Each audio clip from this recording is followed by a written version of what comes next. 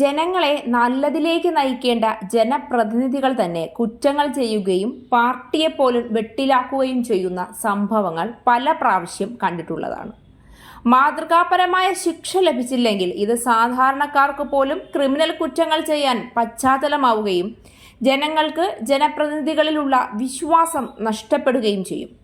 ഇപ്പോൾ മുൻ MP ചെങ്ങറ സുരേന്ദ്രനെ പാർട്ടിയിൽ നിന്ന് സസ്പെൻഡ് ചെയ്ത് CPI.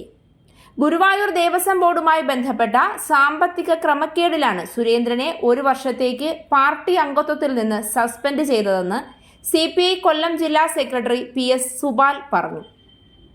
തിരഞ്ഞെടുക്കപ്പെട്ട എല്ലാ സ്ഥാനങ്ങളിൽ നിന്നും അദ്ദേഹത്തെ പുറത്താക്കിയതായും ജില്ലാ സെക്രട്ടറി അറിയിച്ചു.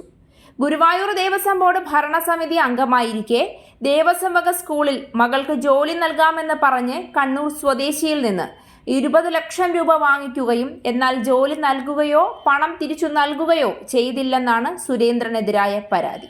CPI സംസ്ഥാന സെക്രട്ടറി ബിനോയ് വിശുദ്ധന് ലഭിച്ച പരാതിയുടെ അടിസ്ഥാനത്തിൽ ജില്ലാ എക്സിക്യൂട്ടീവ് യോഗം വിളിച്ചു ചേർക്കാൻ നിർദ്ദേശം നൽകിയിരുന്നു. ബുധനാഴ്ച ചേർന്ന CPI കൊല്ലം ജില്ലാ എക്സിക്യൂട്ടീവിലും ജില്ലാ കൗൺസിലും പരാതി വിശദമായി ചർച്ച ചെയ്തു.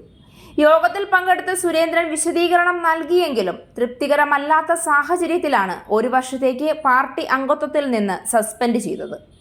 ഇന്നത്തെ യോഗത്തിൽ സുരേന്ദ്രൻ പങ്കെടുത്തിരുന്നില്ല.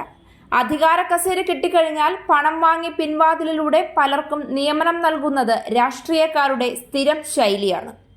അതുകൊണ്ട് തന്നെയാണ് പാവപ്പെട്ടവർ കിടപ്പാടം പോലും വിറ്റ് പണം നൽകിയാലും ഒരു ജോലി സമ്പാദിക്കാമെന്ന വിശ്വാസത്തിൽ ഇത്തരക്കാരുടെ വെട്ടിൽ വീഴുന്നത്.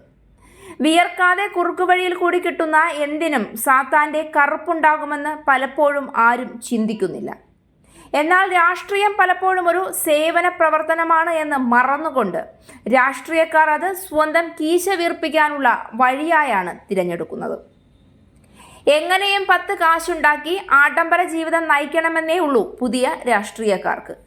രാഷ്ട്രീയം ഒരു തൊഴിലല്ല, സേവനമാണ് എന്ന് ഇനിയെങ്കിലും തിരിച്ചറിയുന്നത് നന്നായിരിക്കും.